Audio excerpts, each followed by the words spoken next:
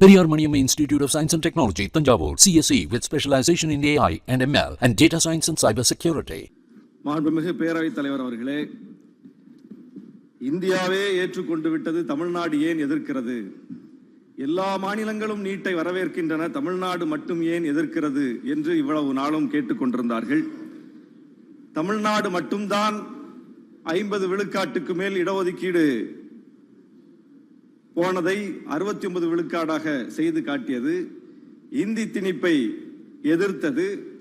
முதல் அரசியலமைப்பு சட்ட திருத்தத்தை கொண்டு வந்தது. இந்தியாவில் யாரும் நினைத்து பார்க்காத காலத்தில் தமிழ்நாடு மட்டும்தான் இவற்றையெல்லாம் செய்து காட்டியது. அந்த வரிசையில் நீட் கொண்டு வரப்பட்ட போது யாருக்கும் அதனுடைய வீரியம் புரியவில்லை. அது எவ்வளவு பெரிய கொடூர தேர்வு முறை என்பது யாருக்கும் விளங்கவில்லை.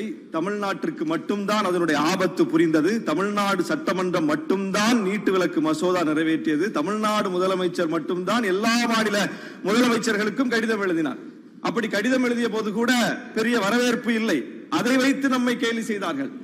ஆனால் இன்றைக்கு காலம் உணர்த்தி இருக்கிறது, தமிழ்நாடு சொன்னதுதான் உண்மை, தமிழ்நாடு எதிர்த்ததுதான் சரி, தமிழ்நாடு சட்டமன்றம் நிறைவேற்றிய நீட்டு விலக்கு மசோதா நியாயமானது என்பதை இன்றைக்கு ஒவ்வொரு மாநில சட்டமன்றமாக தீர்மானம் நிறைவேற்றிக் கொண்டிருக்கிறார்கள். எனவே இது தமிழ்நாட்டினுடைய நியாயத்தை இன்றைக்கு அகில இந்திய அளவில் ஒரு மிகப்பெரிய புரிதலை ஏற்படுத்தி இருக்கக்கூடிய ஒரு சூழல். ஒத்திசைவு பட்டியலில் தான் கல்வி இருக்கிறது. மாநில பட்டியலில் இருந்த கல்வி நெருக்கடி நிலையை பயன்படுத்தி ஒன்றிய அரசு அதை ஒத்திசைவு பட்டியலுக்கு கொண்டு போனது. ஒத்திசையணும். ஒன்றிய அரசும் மாநில அரசும் ஒத்திசைந்தால் மட்டும்தான் கல்வி தொடர்பான ஒரு முடிவை எடுக்க முடியும். இது கல்வி தொடர்பான ஒரு முடிவு. நம்முடைய இசைவை கேட்காமலேயே, ஒத்திசையாமலேயே, ஒத்திசைவு ஏற்படாமலேயே ஒன்றிய அரசு தன்னிச்சையாக ஒரு முடிவை எடுத்திருக்கிறது. இதுவே முதலில் சட்டவிரோதம். இது அரசியலமைப்பு சட்டத்துக்கு எதிரானது. உச்சநீதிமன்றம் பல வழக்குகளில் தெளிவுபடுத்தி இருக்கிறது. நாடாளுமன்றத்திற்கும் சட்டமன்றத்திற்கும் சம அதிகாரம் இருக்கு. நாடாளுமன்றத்தில் ஒரு சட்டத்தை இயற்றுவதற்கு அதிகாரம் இருக்கிறது என்றால் சட்டமன்றத்திற்கு அந்த சட்டத்தை எதிர்ப்பதற்கு அதிகாரம் இருக்கிறது. அவர்கள் ஏற்றுக்கொள்கிறார்கள் என்றால் நாம் மறுப்பதற்கு நமக்கு அதிகாரம் இருக்கிறது.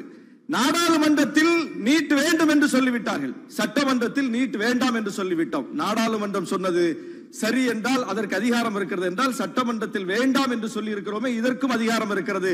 இதை ஏற்றுக்கொண்டாக வேண்டும். நாடாளுமன்றத்தில் இயற்றப்பட்டதை மட்டும் ஏற்றுக்கொள்வோம், சட்டமன்றத்தில் இயற்றப்பட்டதை ஏற்றுக்கொள்ள மாட்டோம் என்று சொல்வதும் சட்டவிரோதம். எனவே நாம் சட்டவிரோதமாக எதையும் சொல்லவில்லை, கேட்கவில்லை. சட்டத்துக்கு உட்பட்டு, நம்முடைய அதிகாரத்துக்கு உட்பட்டு கேட்கிறோம். எல்லாவற்றுக்கும் மேலாக அவர்கள் இவ்வளவு நாளும் சொல்லி வந்தது உச்சநீதிமன்றத்தினுடைய வழிகாட்டுதலில் செய்யப்பட்டிருப்பது. உச்சநீதிமன்றத்தினுடைய தீர்ப்பின் அடிப்படையில் செய்திருக்கிறோம். எனவே இதுல எங்களால ஒண்ணு செய்ய முடியாது. அதைத்தான் நம்முடைய அண்ணன் மாலி அவர்கள் இங்கே குறிப்பிட்டார். அந்த ஜல்லிக்கட்டு விஷயத்துல கூட உச்சநீதிமன்றத்தினுடைய தீர்ப்பு எப்படி இருந்தது, அதை மீறி நம்ம எப்படி செஞ்சோம். எல்லாவற்றுக்கும் மேலாக ஏதோ ஒன்றிய அரசு உச்சநீதிமன்றத்திற்கு மிகப்பெரிய மதிப்பு கொடுத்து உச்சநீதிமன்றம் சொன்னதெல்லாம் அப்படியே அடிபிசகாமல் பின்பற்றுவது போல ஒரு தோற்றத்தை ஏற்படுத்தி கொண்டிருக்கிறார்கள். டெல்லி மாநில அரசுக்கு அதிகாரம் உண்டு என்று உச்சநீதிமன்றம் சொன்னது, அதை மீறி அவர்கள் சட்டம் இயற்றினார்கள் அதிகாரத்தை பறிப்பதற்கு. தேர்தல் பத்திரங்கள் தொடர்பான விவரத்தை உடனே கொடுங்கன்னு உச்சநீதிமன்றம் சொல்லுச்சு. அந்த உச்சநீதிமன்றத்தோடு எப்படி மல்லு கட்டினாங்கன்னு பார்த்தோம். உச்சநீதிமன்றத்தோடு எத்தனை முறை இந்த ஒன்றிய அரசு முரண்பட்டிருக்கிறது, உச்சநீதிமன்றம் சொன்னதற்கு மாறாக நடந்து வந்திருக்கிறது என்பதற்கு மிகப்பெரிய காரணங்கள் பட்டியல் இருக்கிறது.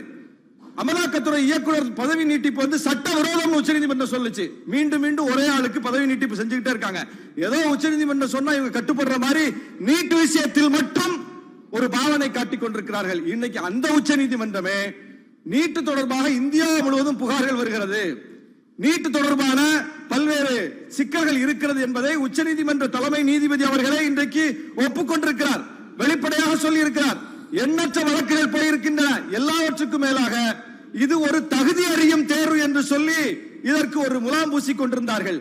இது தகுதியற்ற தேர்வு என்பதை இன்றைக்கு அன்றாடம் வரக்கூடிய செய்திகள் உணர்த்தி கொண்டிருக்கின்றன. எனவே இந்த மாறி வரக்கூடிய சூழல்களை நாம் உள்வாங்கி நீட் எதிர்ப்பை இன்னும் தீவிரப்படுத்த வேண்டும்.